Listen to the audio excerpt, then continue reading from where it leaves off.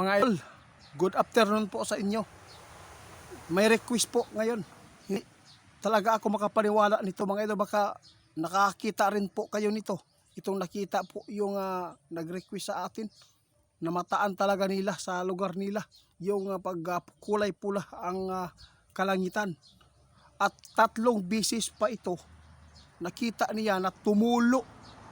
Ang laki daw ang nakita niyang tumulo sa langit mga idol na kulay dugo.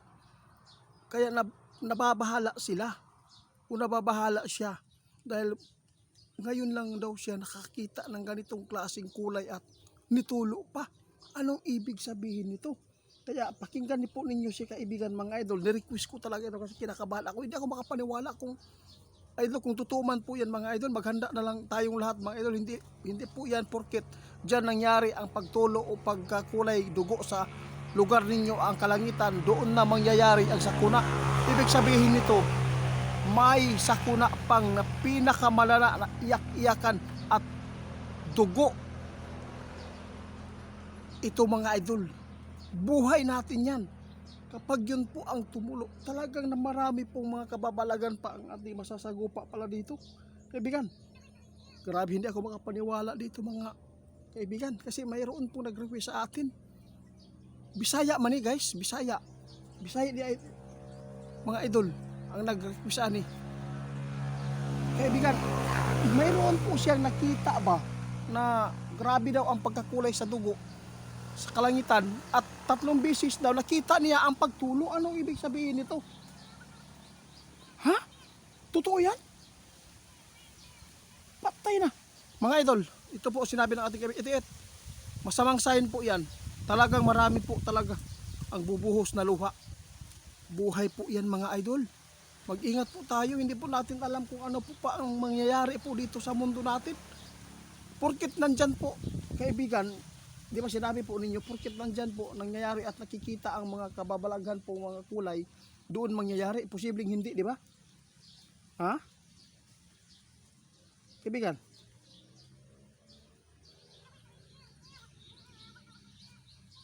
Okay lang guys, tinignan po ng ating kaibigan ha, kung may pumasok ba doon sa kanila.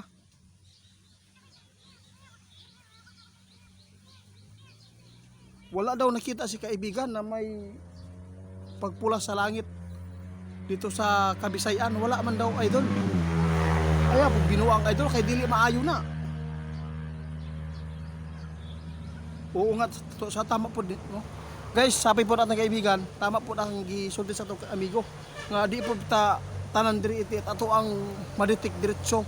Hindi po lahat ng kababalagan ang nangyayari sa pagkulay sa kalangitan. Hindi po lahat, no, ng nakukuha ng ating kaibigan mga idol, kasi nakabase lang po sila doon sa kanilang kaharian na kung sino man po ang mga nagpaabot at kung sino man po ang mga nakakita ng mga kababalagan ng mga kulay, mga sign. Hindi po lahat yan nadiditik po doon.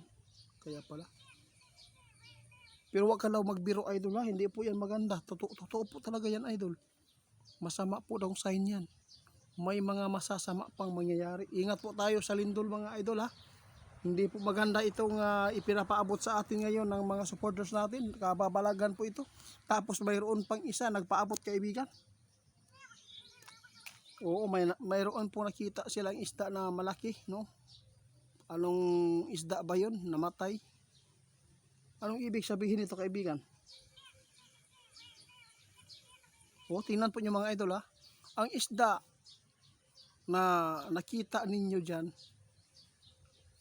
walang problema yan, no? Dahil sa paglaki sa mga kasapaan o dagat, dahil sa nangyayaring baha, yun, baka po may nangyari po sa kanyang katawan mga idol. Pero sa totoo lang, kung mayroon talagang mga nagpapakita ngayon na mga isda sa baybayin na walang sakuna o kalamidad na nangyayari, tulad po ngayon may nangyayari, walang ano yan, walang problema yan mga idol.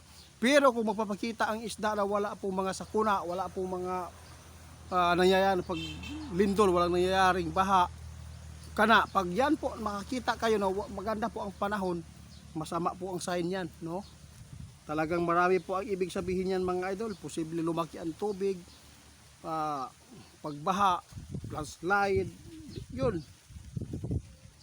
Ha? Pati ako kaibigan, sabi natin kaibigan, itit balikan natin yung tumulo ang kalangitan daw, tumulo ang dugo, mga idol, yung kulay sa langit. Kung totoo man yan idol, maghanda tayong lahat. Pilipinas, maghanda. Kung hindi kayo maghanda, kawawa.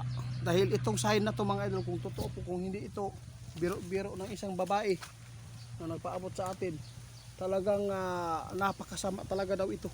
Kaya paghandaan po natin ang mangyayari dito sa ating mundo. Kaya ipinapaabot po namin ngayon sa Vermont. Lumikas po ang mga malalapit sa tubig. Yung mga na daanan sa baha noong 2025, umalis na lang po kayo dyan mga idol. Oo, tama ka. Doon po kayo maghihingi ng tulong kapag nariyan na. Sino pa ba magre-rescue sa inyo kapag gabi ang paglaki sa tubig? Wala tayong magawa kung ayaw po ninyo. Kasi kaibigan, nagsasabi dito, wala tayong magawa ito. Bahala sila kung talagang matigas. Wala tayong magawa mga idol.